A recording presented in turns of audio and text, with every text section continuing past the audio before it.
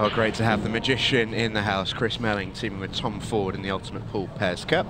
Stephen Jameson, Sam Webb with you on the commentary. And I don't know about you, Si, but I listen to stories like Chris and Ant there, and I just love this competition more than any other. It brings together so many different backgrounds in this sport that so many people up and down the country play every single week. And these two only picked it up 6 months ago, and here they are on telly against Tom Ford and Chris Melling. In at the deep end as well, obviously playing one of the greatest of all times in Chris Melling, and obviously a top snooker player in Tom Ford. I mean, welcome to the sport. I mean, it's good. I'm really looking forward to seeing how they get on. I've not seen either of them play before tonight, so I'm really looking forward to seeing how they go and how they work it out. They may be here for a good time, but they also will back themselves and believe they can win. It is short formats, it is short matches and short races, so you can suddenly all of a sudden steal a march on players. Yeah, and they're two players who've been, by all accounts, fairly off the cloth for the last 6 months or so. Chris said it himself there, he's just become addicted to the game. And when you've got such a good background in cue sports as they do, they're at a little bit more of a head start. They just need to, you know, figure out the game, which is the puzzle and the patterns and all the rest of it. But they can pot a ball. Yeah, but I think they may have already gone wrong here in terms of, I think after the first shot they should have played the breakout on the second shot, and then you've got all the balls down the table to worry about and end things off. So a missed pot here, but they're getting themselves back to the same angle they had after the first shot, and that could have opened everything up and made life easier for themselves. So it does bring Tom Ford and Chris Melling to the table in frame number 1. We've got 20-minute matches here this evening. It is a race to 4. Oh, hello. It is a race to 4 or 0 on the clock, whichever comes first. I'm not entirely sure Tom Ford was trying to make that double clean, but he has. I don't think he was trying to make it at all. I think he was just playing the yellow up to the red and getting the snooker down the table.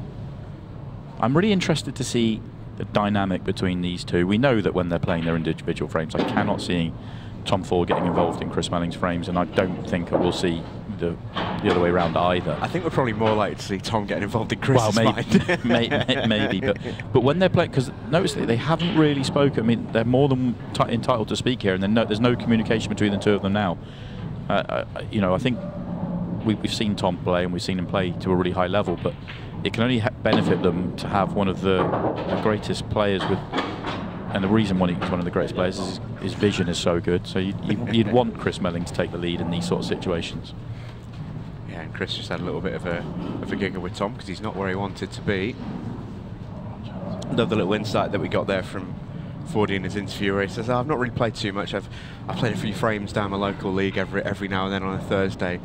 And it must just be quite weird for, not necessarily for Tom's mates, as they are more than used to seeing him around the place, but imagine if you're just a local team and you rock up to an unknown establishment in Leicestershire and all of a sudden Tom Ford's dusting off his cue for a frame. It must be quite jarring. Big shot here. Yeah, he's got the angle to play the breakout, but see, he doesn't like it, but Chris isn't being involved at all. They haven't spoken about this route or pattern at all at any point. Really interesting. It's an excellent shot, though. Yeah, he's played that about as well as he could have.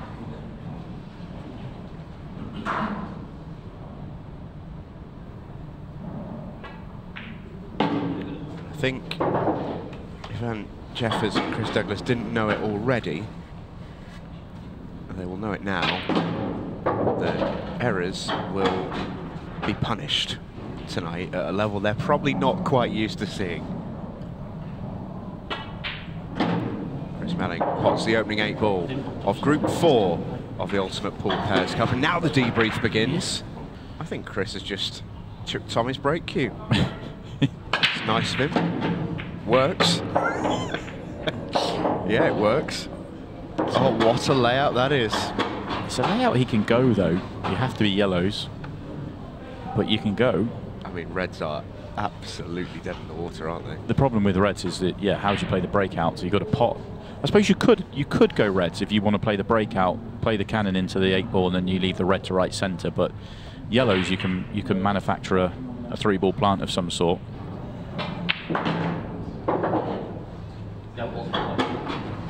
But we do know that, obviously, Tom, we spoke about it earlier on, it's not come with the cue that he normally plays with, which is probably why they were chopping and changing cues at the start of this frame.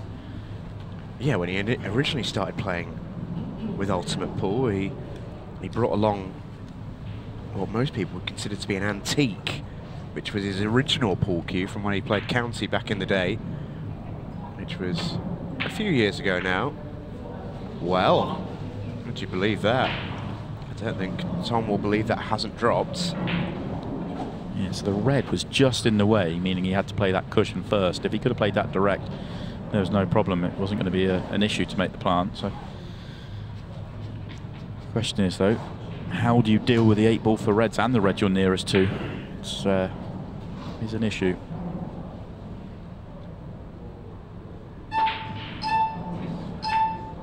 Oh, he's unlucky. He may not get back to the table now. He shouldn't. They all go now. Suddenly, the 8-ball and the yellows are no problems at the bottom as well. As I was saying before, when Tom first played with us, he used a cue that was akin to an antique, really. So much for talking point that he offered it to a few different players to hit a ball with at the tournament, and they couldn't believe he could even pot a ball with it, let alone find success with it. His first ever match on the Ultimate Pool Pro Tour was in the Pro Cup against Tom Cousins, when Tom Cousins was flying and Tom Ford won, which is a bit of a statement as to how good he is.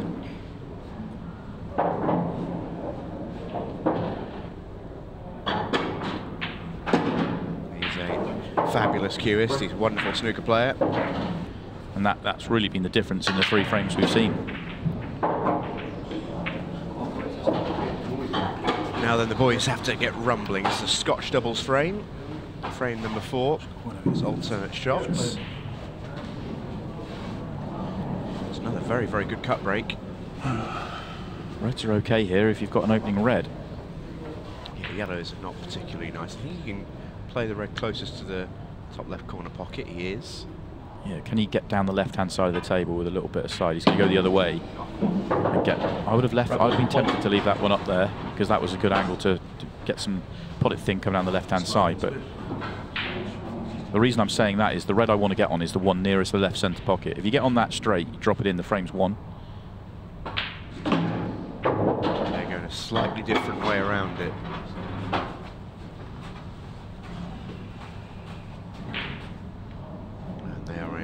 Bother, they may have a double on that red that you were speaking about. Might be their only sure shot. There's a gap. Is there a gap? That'd be incredible. Just safety, and it's not a bad one in truth. The yellows have more capital in the frame in terms of balls on the table, which ordinarily you'd want, but they're pretty horrible. Knowing Chris and Tom, they will probably find a way to go, and they are talking now. They are talking now, but this is a situation where they probably shouldn't. This is where the level they can play at. It might talk them into going here, but the right thing to do is to keep it horrible and keep it tight. The worst thing that can happen in this match for Tom and Chris is to go and get a couple of balls away and make a counter clearance easy and leave time on the clock. Let the clock run down. You've won the match essentially if you do that. That answers that. That was a wild swipe. And as you heard Tom say, not that. Yeah. Although, in a funny way, they've not left much, and they've made it a little bit awkward on reds. Yeah, they got away with that a little bit. They got away with that a lot. Did not deserve that. No, it's a bit of a hack from Chris, in all truth. It's beautiful cue action, but that was a bit of a hack. They've only got one red that can pop, but it's not really that useful to them. Yeah, because there's no red to play on. 15-second shot clock. What's the plan then, boys? There must be a plan. 15-second shot clock now in play, as you can see. I don't think the red on the left-hand side goes. Maybe it does, but even if it does, where are you going from that ball? Oh, it does go. going to be tough to get on the next ball. Had to play that with quite a bit of side to try and get down and get a cannon. So very fortunate, Chris Melling, to get away with that. That should have cost them the frame, in all honesty.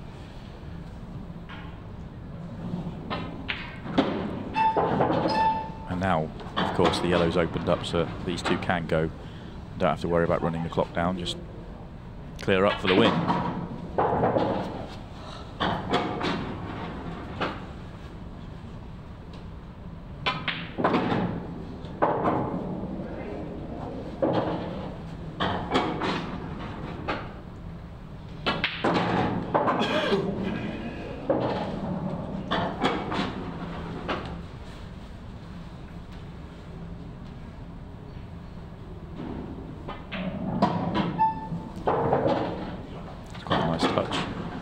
To throw it round the two.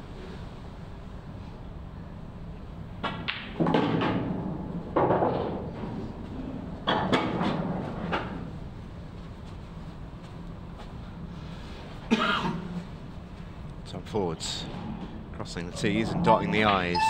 This match is over. A little bit of run for Tom Ford and Chris Melling, but some good pool played in there as well. Chris Douglas and Nat Jeffords will be back. They're not out just yet, but they need to find a win in their next outing. For Tom Ford and Chris Melling, they begin their assaults on qualification, and they've started with victory. Yeah, it should be a really interesting one, this one.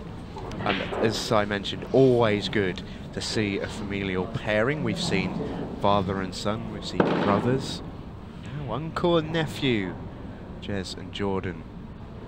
Graham squared. And a booming break. What an opening break that is. Straight down the middle. Pulls it straight back. Huge power.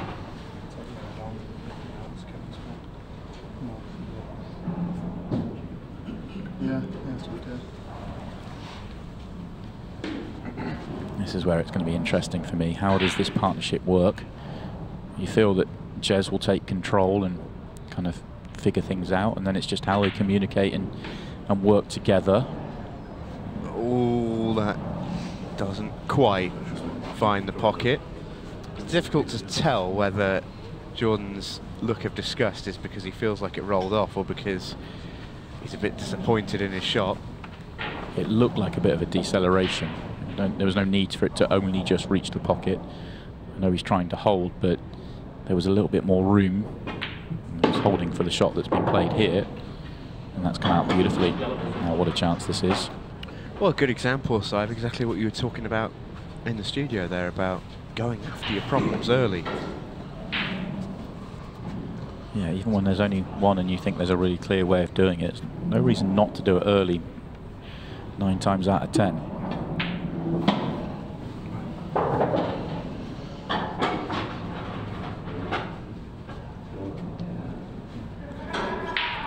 These two do know each other pretty well, both in the same neck of the woods, in the Leicester area.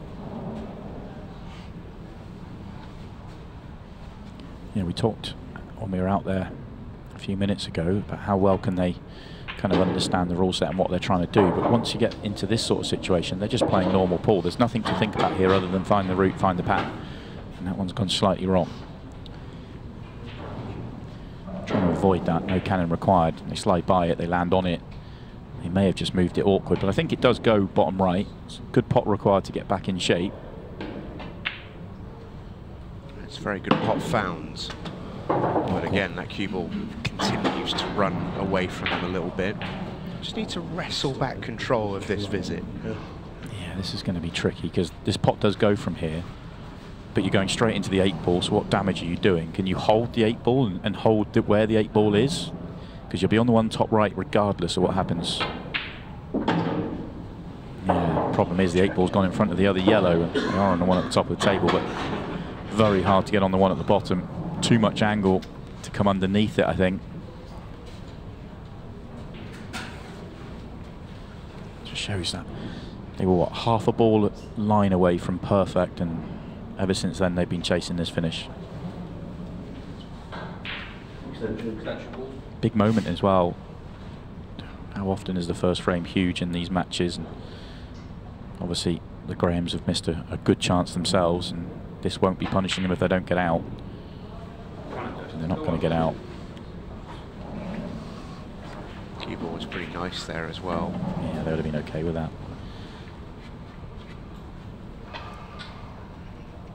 And that's the other side of this game that we haven't really spoke about too much yet. You know, it's all well, you know, hot ball and move the cue ball, but you know, can you see the pattern? Can you see the plan?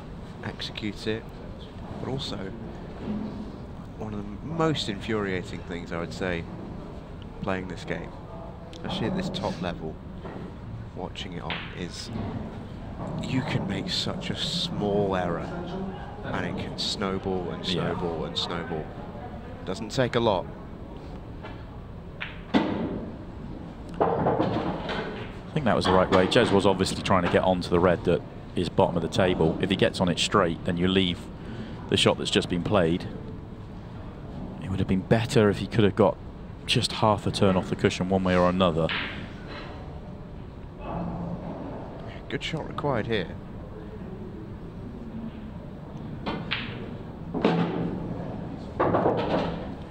Pretty good shot found, in truth. Yeah, Jez, I think he was playing on the one at the top of the table, but he has come too far, but immediately points at the one at the bottom. He knows that the natural line here should work. As long as he's avoiding the 8-ball, the natural line's good. If he's not, then he just needs to manipulate it to slide round. But there you go, it misses it comfortably, and that will be the frame, you feel.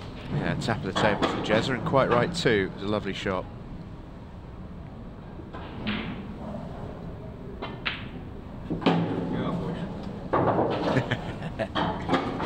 The familiar West Country lilt of Jez Graham with a get on boy.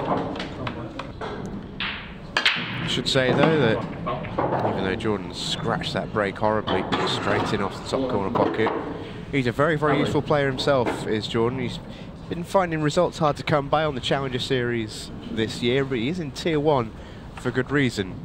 There are no bad players in Challenger Series Tier 1. It is stacked full of really, really decent players.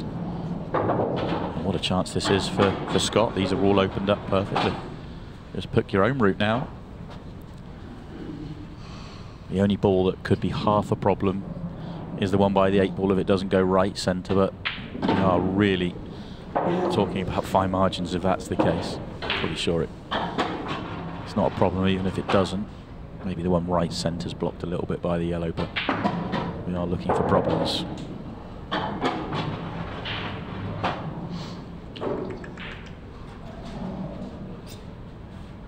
Although I don't love leaving the one by the 8-ball as long as this, if that's the sort of the one that I feel like could go wrong.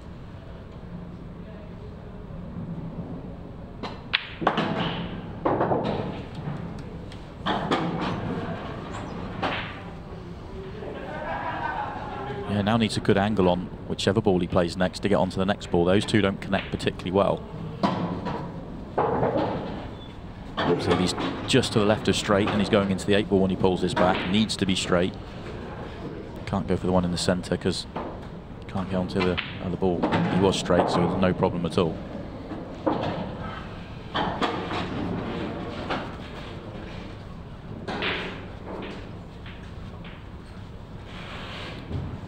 This was never a great last ball, in all honesty. Still don't anticipate a problem. Played it well.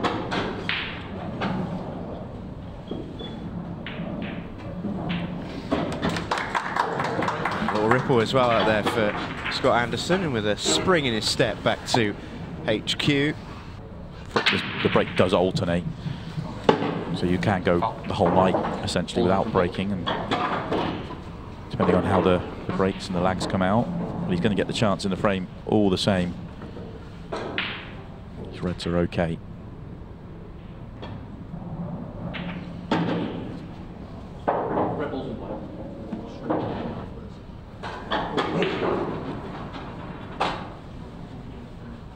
Doesn't really need to worry about the clearance here, and cannon on the red there has made that red slightly more awkward, but it doesn't really matter because you're only potting 3 or 4 open balls here. The match is essentially over. Yeah, and a big win for Scott and Riley this. Yeah, the mistake in the first frame and then, you know, was a tough one, but break clearance, reverse clearance was excellent. It's one thing to get the chances. They've taken them and earned their lead. Obviously then all the drama of the last frame. Yeah, and I think there's an element as well of this being a really crucial battle for both of them in context of the group. You know, these are probably second and third favourite in the group, whichever order you want to have them, really. And this is the swing game, I guess, in the group. If you just go off the favourites, that's it. If you know, Chris and Tom are favourites for the group, and the first thing you've got to do if you want to take them down is win your other matches.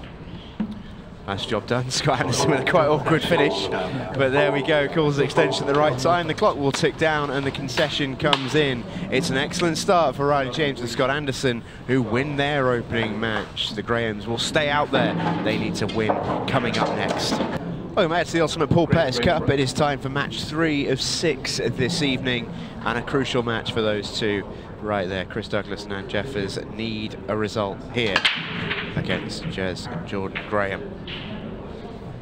Their issue is Jez and Jordan are in exactly the same boat. Both of these two pairings desperate for a win. A win keeps them very much alive in the hunt for qualification. Anything other than that, and they are in big trouble. A draw keeps them just about mathematically possible. A defeat, and it's all over. There's no way to qualify if one of these partnerships rather loses this match. Problem for the Grahams is they have to immediately go straight back out there, and in their own minds they all feel like they should have at least got a draw out of that last match. I mean, we don't know how the final frame would have played out had they won the frame before to make it 2-2 like they should have done, but they may well have lost that frame anyway because the chance was good for Scott, but for Scott rather. But we have to deal with the loss. Although, little shout out, by the way, for the two Scousers here, Si. They might have been listening to your post-match analysis, because in this visit they went straight after their problem with their very first shot and are now in prime position. Agreed. Whatever you think, lads. Not bothered. Need a good angle on this one in the left centre though to get on the one at the bottom. If it only goes right corner, if it goes left corner, there's a lot more room. Well, that looks straight. Yeah, or wrong side of straight. Down here. Yeah. So that's why they're saying, can they just get to the left-hand side? And if they can, then it shouldn't be too much of a problem for them. They did have good angles to come down. It looked off to us, but that was fine. Fine. Pinched the pocket a little, I think, there, did Chris? He did. Can spin this around the yellow, and they are right in behind the 8-ball. Lovely visit to the table. Wants that to slow up a little. That was a nice touchy shot. That wasn't easy to get good on this 8-ball. Lovely, lovely frame for Chris Douglas and Anne Jeffers, and their first frame of the night.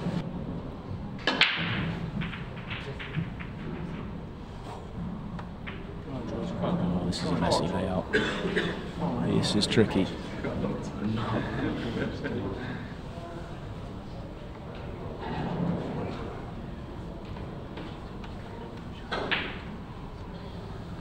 Temptation will be to go here. If you clip this yellow in and try and go. Problem is, you've got a lot of work. And you've got even more now. Knocked one yellow out, but made one yellow a lot worse. Jez is going to come and get involved and try and help here. Jez is one of the most aggressive players around, so I don't think he'll be saying time to pull back and play safe.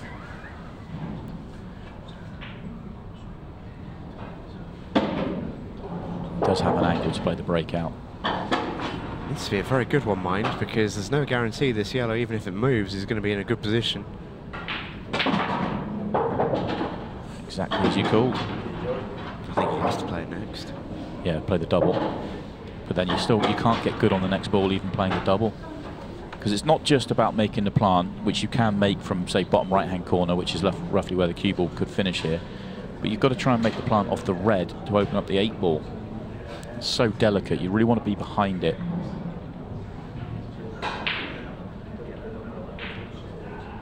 And you've still got to make the double. Yeah. Which isn't easy.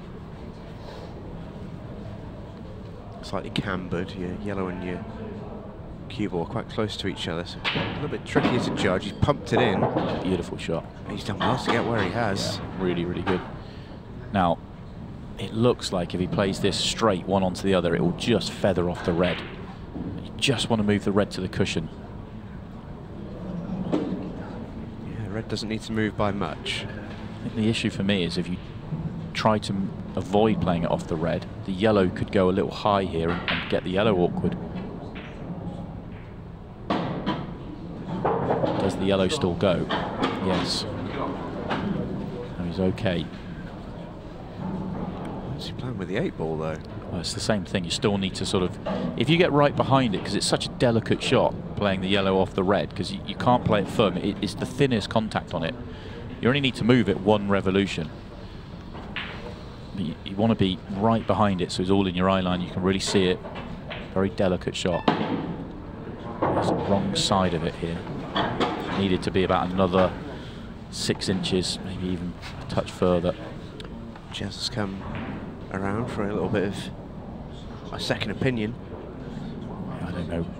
Even if you drop this in off the red, where are you going with the 8-ball? So might as well make it clean. How are you going to get the 8-ball tracking somewhere?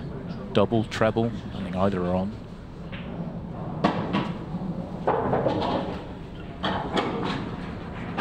Is he playing a double or a treble on the 8-ball? Maybe the treble's on it. Doesn't look. It looks like he thinks the double's on here. Give it a chance. Yeah, played for the slide. It slid so much you can't believe it.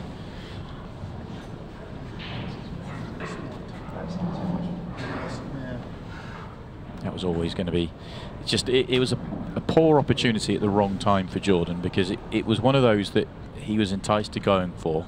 He's obviously got an uncle and a partner there that will tell him to go for everything, and it really was one of those layouts that you're not going to get very often, and he's done really well to get as deep as he did, but ultimately he's just made the game really easy for Ant here. Yeah.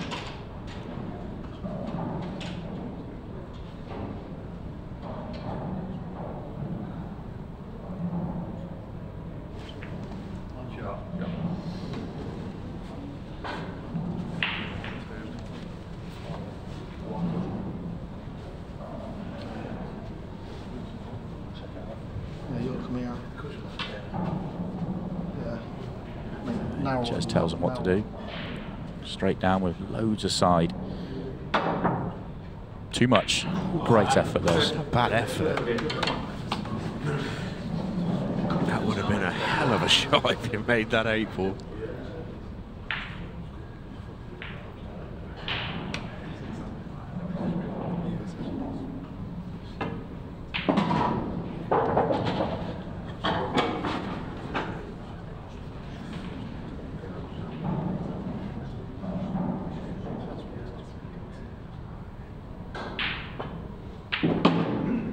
That's a poor one.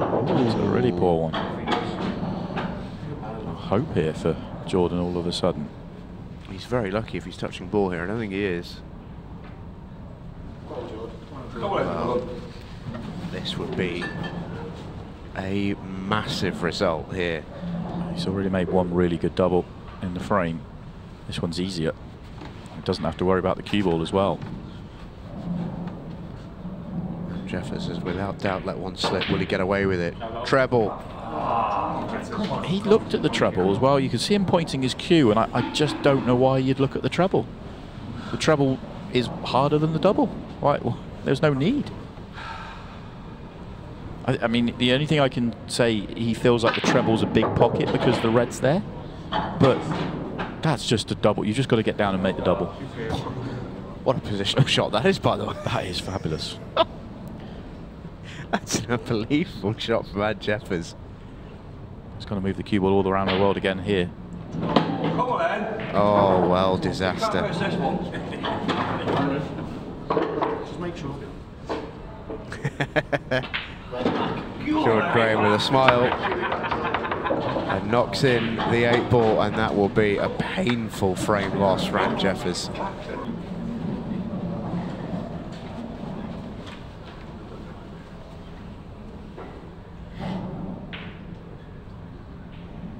Jeffers is standing by. It's his heat to play in this frame. Should he get the chance? He may not get the chance. What a break from Jez Graham. Got to go Reds. Got to go Reds. Deal with the 3 at the bottom, then go up. He doesn't really have to get high up the table either. Middle of the table works. Yeah, because he's got the one hovering over the pocket, just kindly. Yeah, plumb. You got about 2 foot area in the middle of the table here to land good. It's come out as nicely as it possibly could have here for Jez Graham. This is where you've got to be really clever. And this is where is Jez focusing on the clock, because you want to run this down. He wants to make this a buzzer beater. The best clock management out there now is running this down so your opponent doesn't even get a chance for the golden break. He's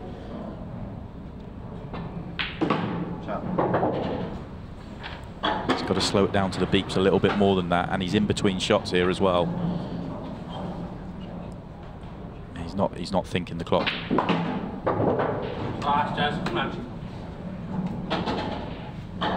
May well work out in spite of himself. 20 seconds to play.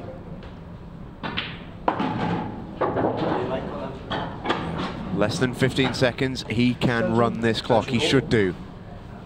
Calls extension. Won't need that. This to win it. In the 8-ball goes, cue ball stops. There is definitely 1 second left. There will be a golden break attempt. Well, there'll be a massive reaction if Chris Douglas can find a golden break here. Match will end after this shot. What's the result? Oh, that 8-ball has stayed absolutely motionless. So it is a win for Jez and Jordan Graham. They stay alive in the Ultimate Pool Pairs Cup. And we come back with Chris Melling and Tom Ford next as Jez Graham starts the party. It's the Ultimate Pool Pairs Cup. Chris Melling and Scott Anderson are back in the building. They are lagging off to decide who gets the break first in this crucial 4th match of the night. You last saw Tom and Chris in match number 1. They won 4-0. And were they to win this match, they would take control of the group. But that is also the situation for their opponents, Scott Anderson and Riley James, who beat the Grahams in their opening match of the night. Whoever wins this needs just a draw in their final match of the evening, and they will be qualified. Big match this. Chris Melling on the break, and he has got a big break. Well, that is probably his worst I've seen him hit it in about a month. I've seen a lot of him in the last month. Yeah, what a strange one. He hit his first break of the night, the only other one he's had tonight, really well, and came up dry. This time he, well, complete miss it and gets a brilliant result from it. Silly game sometimes, yeah. Silly game. Quite right. They're on this red to top right, so this is a fairly wide open chance.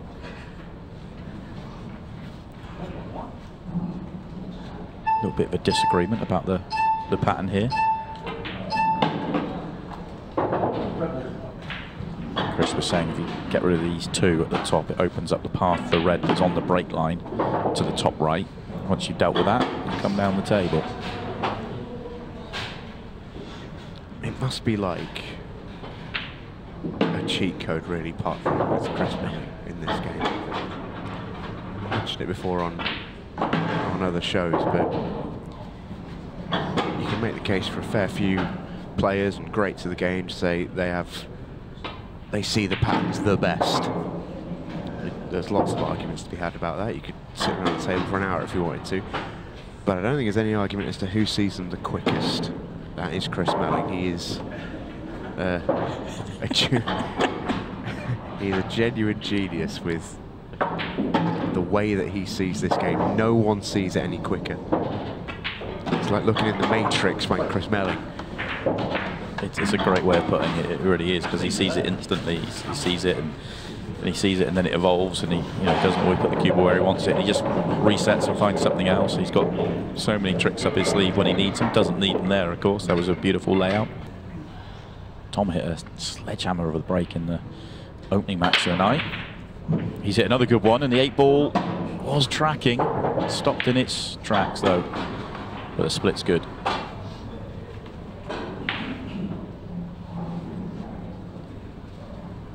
That 8-ball right on line, wasn't it?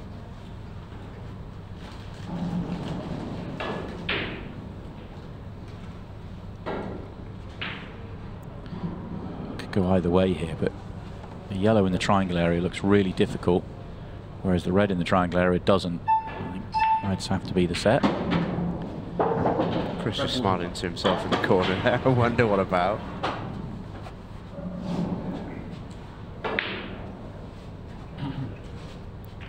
I think the red does go.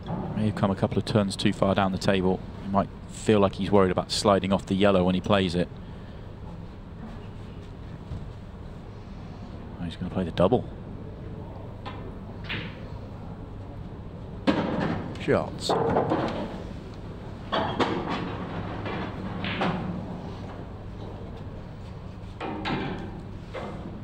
Good angle he's left as well. He can track across the table now, get back into the same area where he's got a chance to be on 3 different balls. Straight into left corner's the one he wanted to be on, and he's not quite there. Be there next though. Yeah.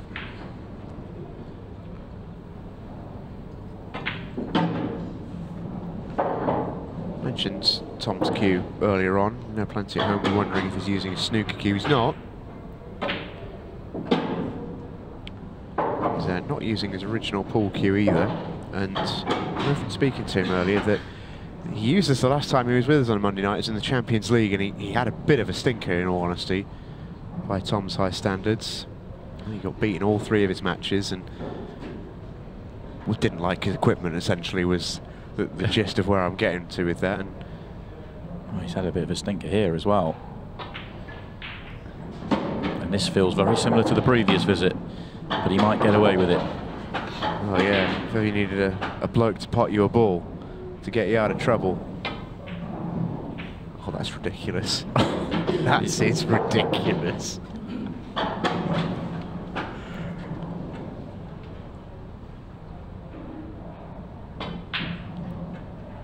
Oh, and he jaws the double.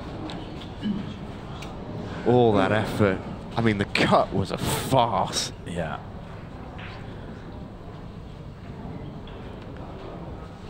That red is... I mean, it's just not on as a shot. All he's done is he's hit the paint. It has a similar feel to the previous visit from Riley, but the difference for me is that Tom found the finish. He found the ball he had to land on. He tried to land on it twice and didn't get on it nicely the first 2 times. And the 3rd time he did land on it with a bad angle, and obviously played a bad positional shot off the back of it. So he kind of knew the ball he was trying to get to, just couldn't get on it as he wanted to, and that cost him the finish. It will cost him the frame here. Should be no errors from Scott.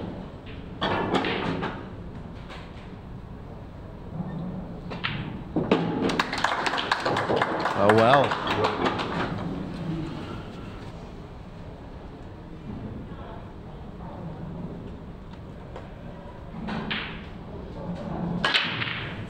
That is a bit more like the Chris Melling break. That's exactly what he's trying to do.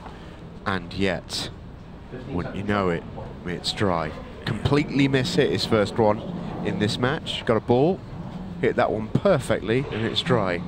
Tom Ford's giving him a bit of a chirp for his trouble. Very aesthetically pleasing break, that, isn't it, when it comes back and parks in the middle of the table like that. Feels a little bit like showing off, honestly, but he's been trying to do that for that's how he tries to break, and has done for at least a year and a half, maybe even 2 years now. Occasionally we'll change to the cut break, but Scott is getting himself into problems very quickly here. The yellows were never great. I'm not saying the reds were either, but yellow's bottom left of the table were always going to be a big problem, and he's nowhere after 2 shots. yeah, got himself into bother, big bother. He hasn't really played a very good safety shot here. The only red that doesn't have an open pocket, or not a nice one, is the one nearest right centre. Double doesn't look too much of a challenge. Oh, wow. Wow. Oh, Christopher. I just went straight on. I think he's jumping up. I think this is one of those skiddy kicks. He doesn't miss it by this far. Yeah, that's a poor contact. I don't like to bail players out too much, but there's no way Chris Melling has just missed a ball by that far. No, just isn't happening. Is it? It's just not happening. But that's big. It's really big. Massive. Could be the defining moment in tonight. That's how big we're talking here. That yellow going through the gap was big as well. Now Scott's got the perfect angle to track the gap between the two yellows here. Would have liked to have been on the bottom one first. If he's not, might have too much angle on the one up the table. Just got to give yourself a shot at it. Give yourself every chance. That's what he's done. This is tough though. Middle of the table would have been nicer.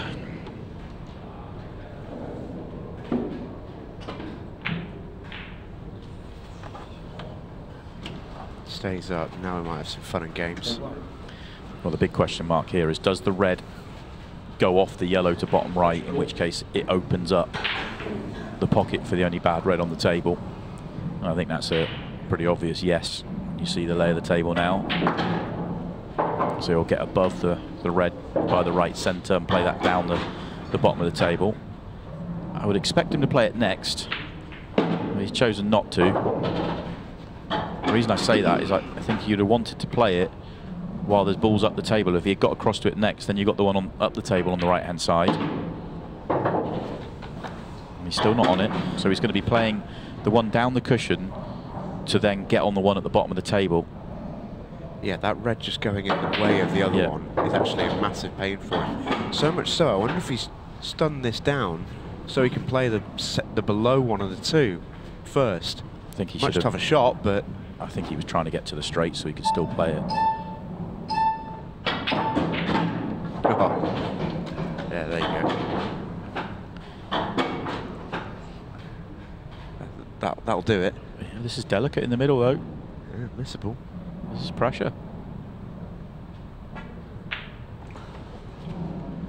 He's not fluked it, has he? Oh no. Oh, Chris. Oh no. Dirty, dirty man. Tom can't look. That's horrible. Look at Tom in the background.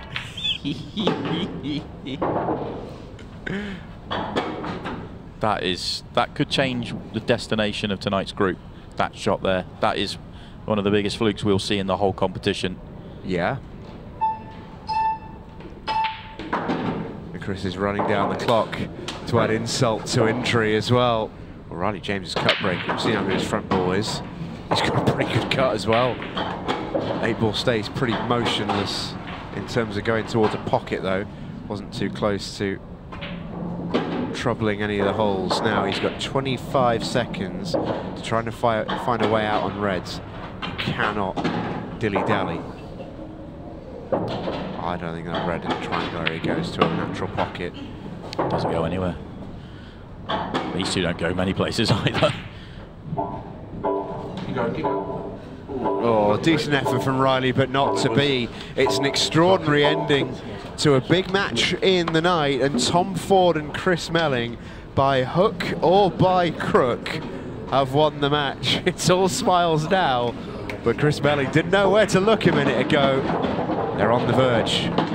Welcome back to the Ultimate Pool Pairs Cup, and it is now time to decide who is going to qualify out of group number 4 of this year's competition. Scott Anderson and Riley James are back in the house. So too are their opponents in this one. It's Chris Douglas and Jeffers, who are looking for their first win. And ordinarily, when this is a rubber match, as it is for Chris and Ant, you sometimes expect to see a little bit of a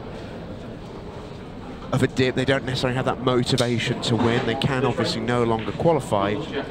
When it comes to Chris and Ant here, they're looking for their first ever win. You know, that motivation, I suspect, will very much still be there for them. So no gimmies for Scott and Riley here. They're going to have to earn it, and they're not out just yet.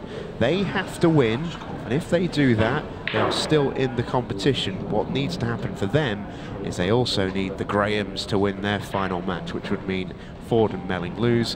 If that happens, they can qualify via a three-way 6-red shootout. It's the only way now that Anderson and James can qualify.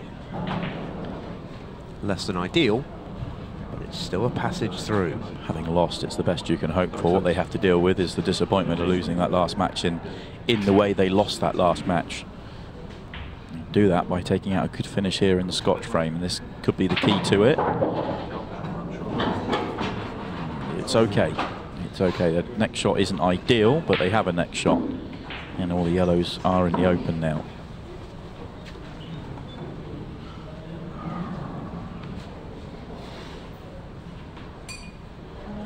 Trickier shot than it looks on screen, this one.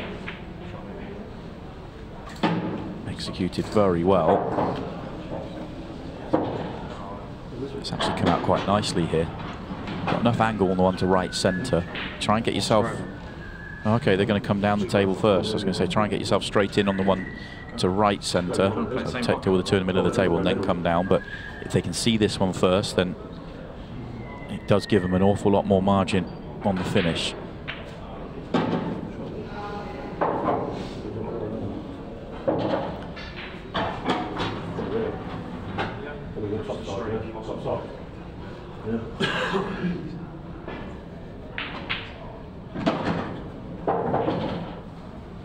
Touch short.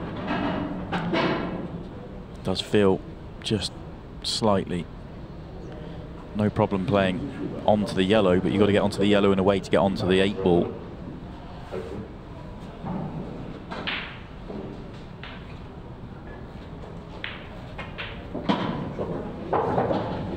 I'm not going to get right behind the 8-ball, I don't think. So either from further away or from more angle. Just don't let that red that the cue ball's next to be in the way. You're going to be underneath it somewhere. You just accepted this side of it, or angle.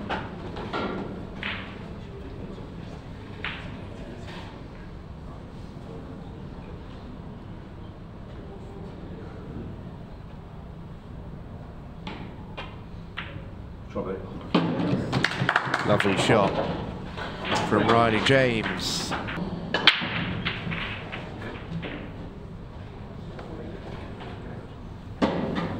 Jeffers has made a ball.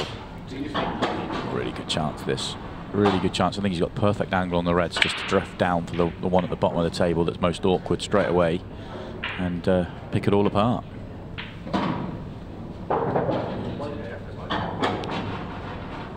He made a red into the centre pocket. He was coming down the table for the balls, I said. Both these reds, if he comes down an extra 2 turns, it's fine. Now he's got to play quite a good shot here to hold. I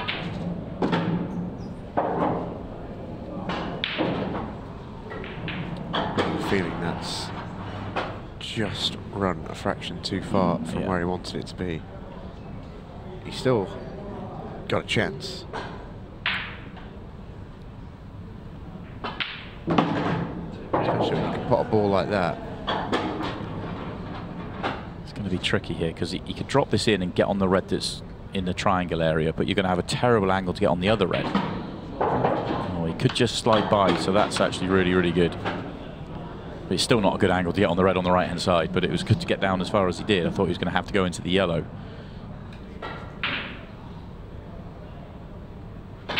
Oh, he's done so well to avoid that yellow. Oh, he's got another bad angle. He's going to have to go top left here.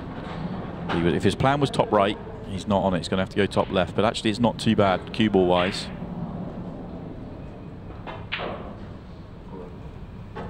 Overcut it. If he gets the pot, the cue ball is the other side of the 8-ball. That visit there could have been so much easier if he gets the first shot right. We missed the first shot because we were on the replay, but he just needed to come an extra 2 or 3 rolls down the table on its natural line and he would have been fine. And then he was always recovering from there. Yeah, these are fine margins, really fine margins, but ultimately the margins that make all the difference. That's a lovely shot from Riley James, meanwhile.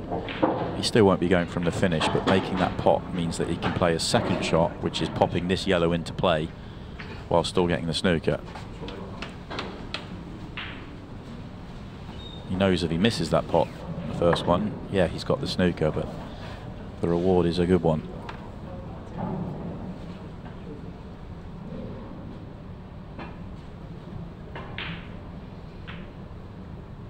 Oh, you have to say, what a fabulous shot from Matt Jeffers. Yeah, brilliant shot, brilliant result. He's clinging on by his fingernails in his frame, but that right there is as good a shot as he could have played.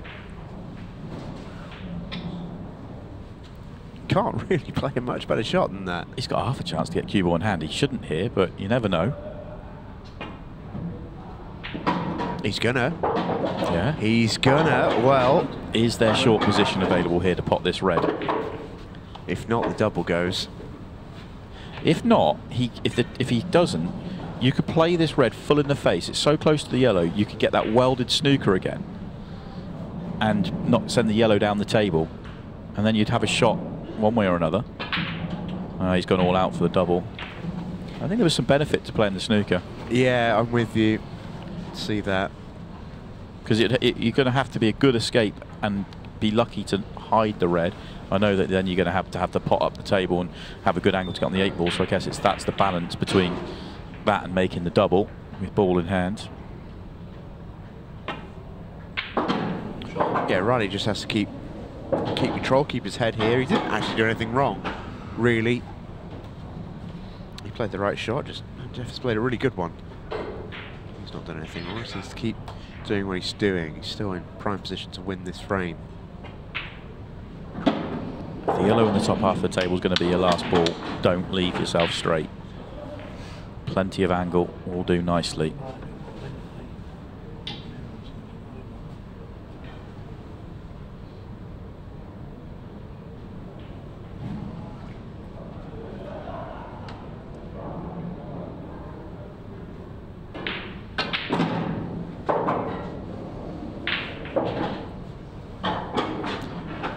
Looked like he could drop that in and leave the yellow into right centre straight enough just to drop it in dead weight.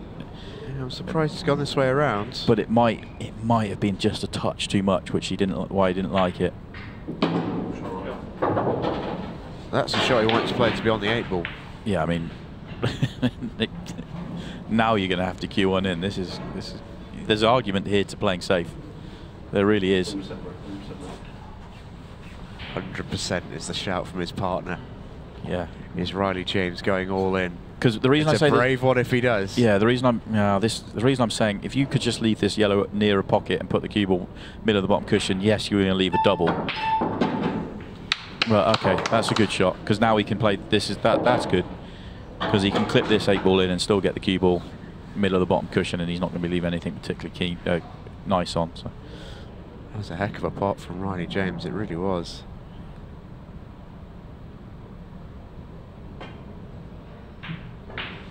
Yeah, the result now is good. So it's the same thing as I was saying before. If you had the yellow over the pocket, you know, it's a double, you know, for Ant here to win the frame, or he's going to lose it. That's kind of what I was getting at with the previous shot.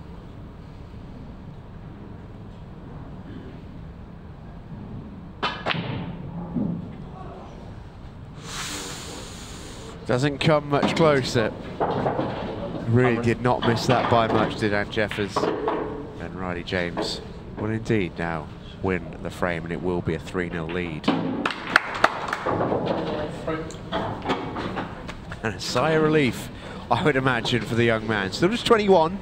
Riley James got a long career in the game if he wants it. We haven't seen much of Scott's break tonight, but when we have, it's been special. Got a huge amount of power. Whoa! Wow. Well, you called it. Yeah. There's power, then there's power, and Scott Anderson has thrown the car off the bridge. Yeah, he's given that everything. He's volleyed the front ball with the pack there. He's hit that cue ball so hard it's like takeoff on a runway, and it's caught the top of the front ball, and yeah, cheers, see you later, off the table. Yellow in the triangle area doesn't go. They had cue ball in hand anywhere on the table here, these two, at the start of this visit. That's a good shot, needs it to sit nice, that's okay-ish. Need 2 good shots now to get back to it. It'll be the last ball now, you feel. Needs this to pull up, needs to stop. Oh, has it just got there? Yeah, you think you can top into the red. Yeah, nice. Just float the gap. Very good.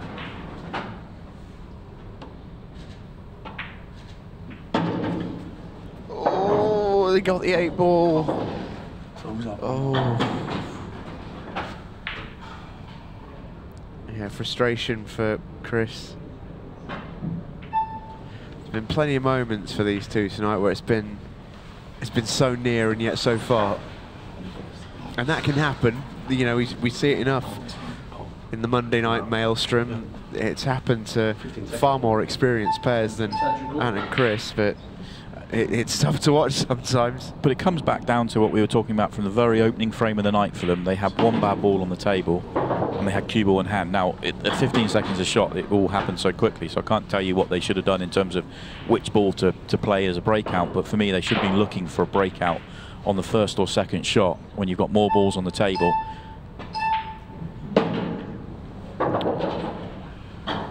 Scott Anderson and Riley James can get this one here.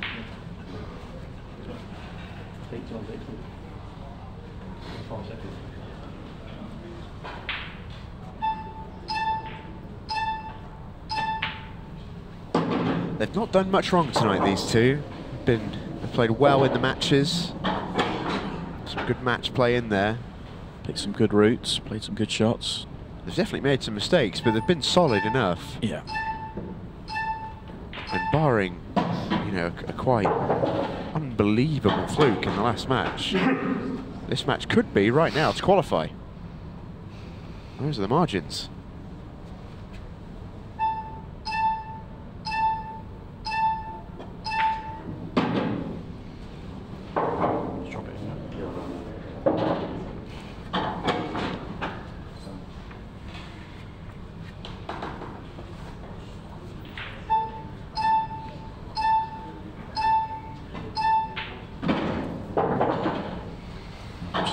Drift a little bit too far. He was never going to get nice on the final red because he had too much angle there.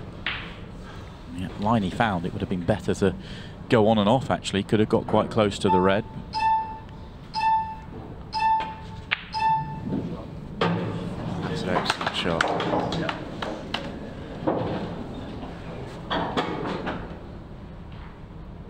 Scott Anderson punches in the final 8 ball, and it comes to a close then, the night for Ant Jefferson, Chris Douglas. But for Scott Anderson and Riley James, there is still very much hope. They now become huge Graham fans, because if Jez and Jordan can get the win in the final match, these two will be in a 3-way 6-red shootout and may yet still qualify in the Ultimate Pool Pets Cup. Well, what a night it has been. Here are Jordan and Jez Graham, and they are still alive to win is the goal.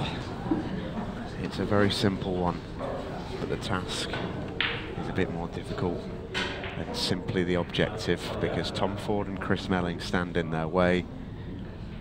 And it isn't just Tom Ford and Chris Melling. It's Tom Ford and Chris Melling who are getting some serious run. That's what happened in match 2 of their night.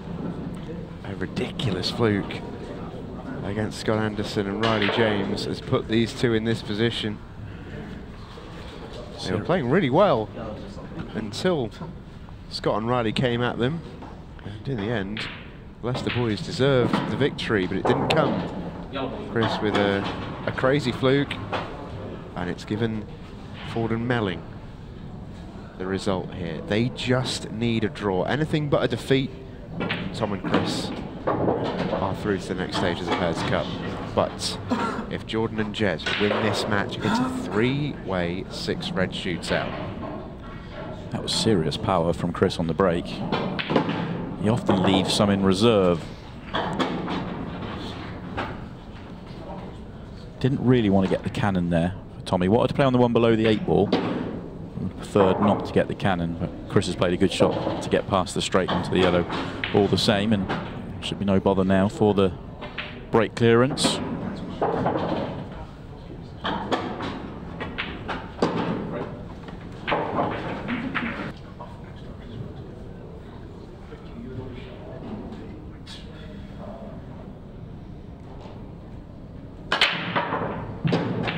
Chris is definitely hitting with more power than he does at times. He doesn't always give it the full amount. I think he's hitting this a little bit more than normal.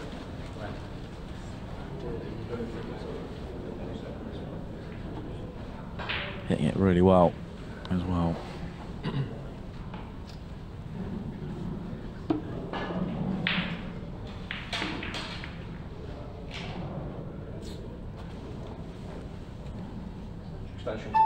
What's his plan here then? Going yellows, which look awkward. Yellow at the bottom, yellow by the 8 ball, but may not have an open red, but reds have problems as well.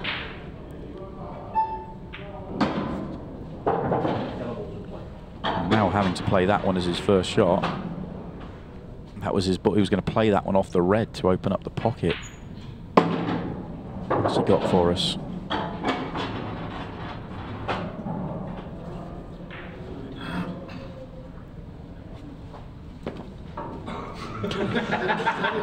Nearly trips over. Okay, so he's going to play this yellow off the red. He wants the red to come down and deal with the ball at the bottom as well. Very good. Still not perfect. He's not happy. He's still for the one above the 8 ball is tricky. And there's not that much room to access the one he's just opened up.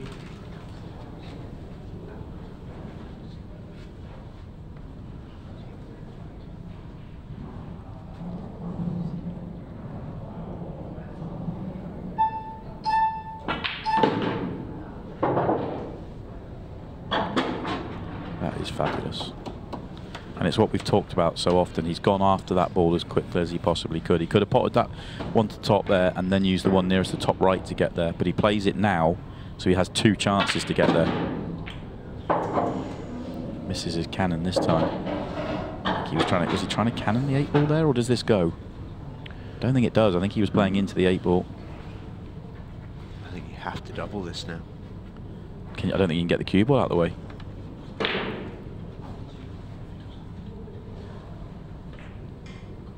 Loads and loads of left-hand side here. Also look like he's about to miscue it. So much on it. Oh, wow. Oh, come on, Chris. That's not on.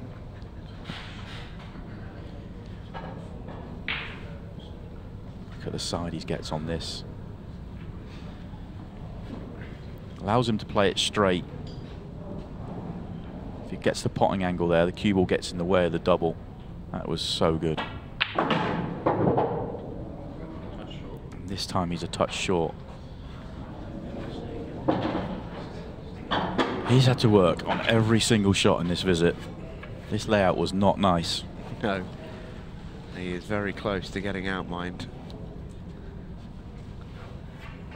Your guess is as good as mine as to where he's going here. It looks like he's eyeing up the cut. He is.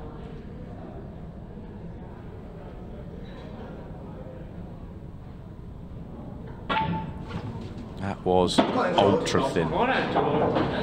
Big moment. Yeah. It was 2-0 up in the previous match where it was Tom Ford on that occasion that ran into trouble, and the match completely turned.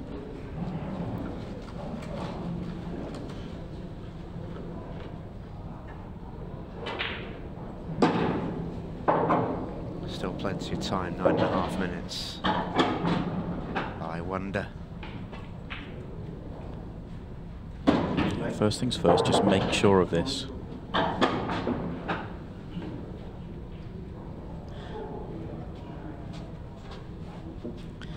He's off angle here on both balls. He wants to get up to the top of the table. That's a nice shot. Yeah, watch the side there on the cue ball. Just manipulate it around the angles. That was really tidy. Yeah, and allowed him to track the line as well. Now just don't get yourself straight. Yeah, very good. Just don't do anything silly. Yeah.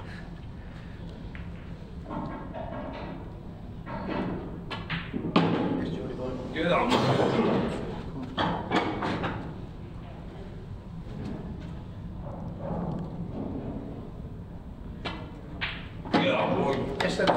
All right then, Jordan Graham gets to win over Chris Melling in a frame.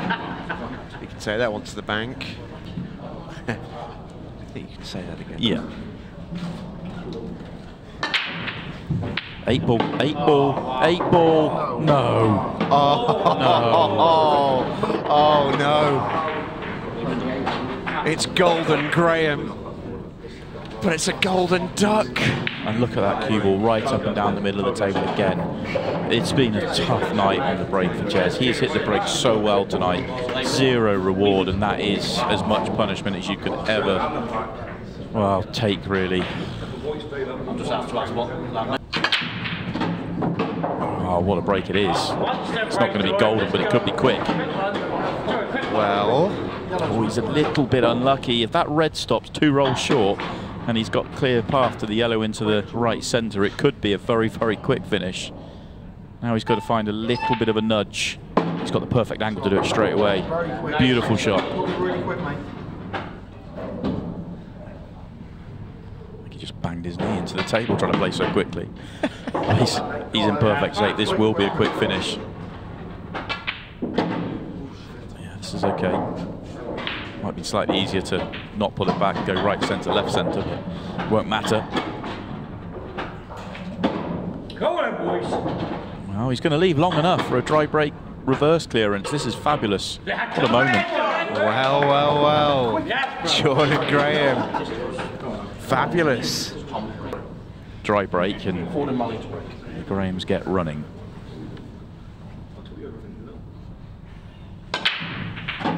The perfect break for that moment. That's so unlucky though. Oh, now then, 41 seconds. And this layout's okay. This layout's okay. Get to the left-hand side. Get straight in, bottom left. Just get me up, Jordan. Oh, he's gone the wrong way. Shot then. Still got a shot. Still got a shot.